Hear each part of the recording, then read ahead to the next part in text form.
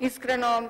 не знам како да го окарактеризирам не само овој чекор, но и претходните чекори кои што се направени од страна на владеачкото мнозинство со поднесување на низа законски решенија кои што првенствено одат на штета на државата, кои се крајно популистички, ако го земам ова законско решение, кое што се носи во еден период, предизборен период, и никако поинаку не можам да го окарактеризирам, освен дека се носи со една цел и со една намера, за да може владеачката коалиција на СДСМ и ДУИ да можат да освојат или да ги задоволат апетитите и симпатизерите кај оние граѓани, за да можат да добијат глас повеќе. Ова е навистина надвор од секое предизборно ветување кои што вие како коалиција СДСМ ДУИ им го ветувавте на граѓаните.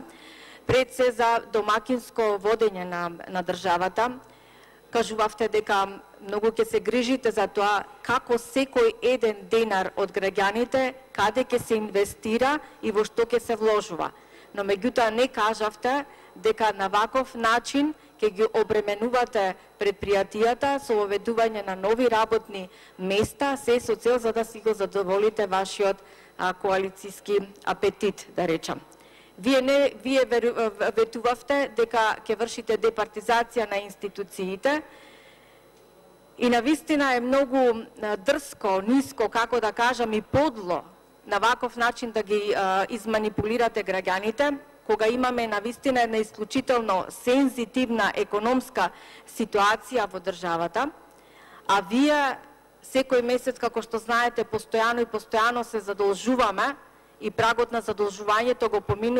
ја поминува црвената линија и алармот веќе одавно бруи за тоа дека треба сериозно да се зафатите со економските реформи во државата. Но наместо вие да се зафатите со економски реформи, вие дополнително го обременувате буџетот на државата, а со тоа и семејниот буџет на секој еден граѓанин, користејќи ги средствата од државата или финансиските средства во непродуктивни цели со вработување на нови директори во јавните предпријатија, и на тој начин веќе го обременувате буџетот на државата со дополнителни 2 милиони евра годишно. Наместо овие средства да ги вложите во нешто попродуктивно, да не набројувам во која сфера, бидејќи во секоја една сфера е потребно било каков финансиски импакт за истата да барем еден чекор напред направи исчекор, но вие, за жал, популистички во еден предизборен период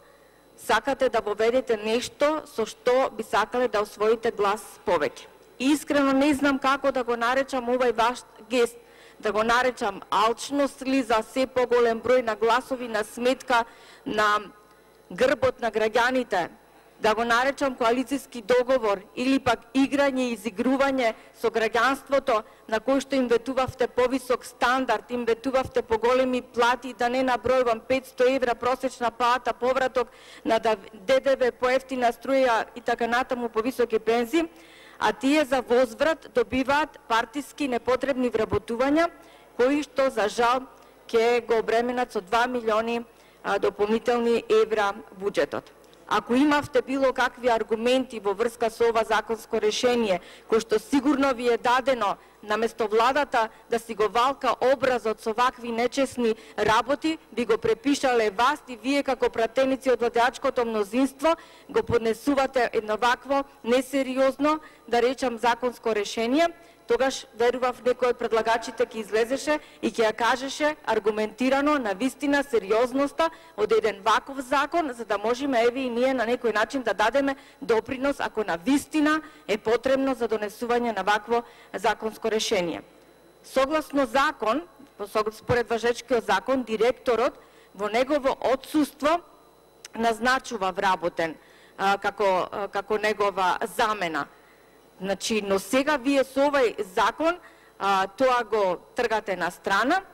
и овозможувате ново работно место кој изискува огромни финансиски средства, а додека имаме сериозни економски дупки во државата. Како ќе се бират директорите, на кој начин ќе се одбират, врз кои критериуми, се мистерија во законското решение, што значи единствено нешто што вие се залагате во овај нетранспарентен процес, а кажувавте дека ќе бидете објективни и транспарентни пред граѓаните, тоа само кажува како и на кој начин планирате да ги прибирате гласовите во овие избори. Не знам, навистина, владеачкото мнозинство до кога вака ноншалантно ќе се однесува неискрено кон граѓанството и вака самоволно, но верувам дека кога тогаш ќе на сите овие штетни политики кои што ги носите во овој изминатиот период, ќе им дојде крај и граѓанството конечно, барем верувам дека ќе има предвремени парламентарни избори на кои што ќе ви испорача се она што вие го сметате